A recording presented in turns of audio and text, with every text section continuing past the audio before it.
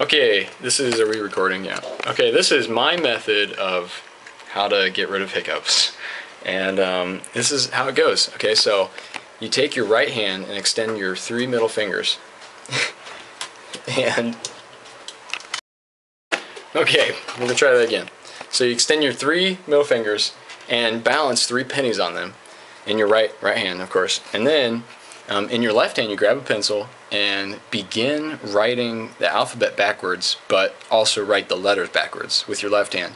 While in the meantime, you've taken a big deep breath and filled your mouth with orange juice and taking small sips of orange juice. Okay, so that's my method of getting rid of hiccups. So I'm going to demonstrate that. So AJ's going to take the camera, and I'm going to now balance three pennies on my middle fingers on my right hand. What if they're left-handed? This is just the way it works. I don't know, it's proven. And I'm gonna show you. This is orange juice right here, and I'm gonna fill my mouth with orange juice, and prior to that, take a deep breath, and then start writing the alphabet backwards, writing the letters backwards, while taking small sips of orange juice. So here we go. And pretend I have hiccups. Oh, I gotta get rid of my hiccups.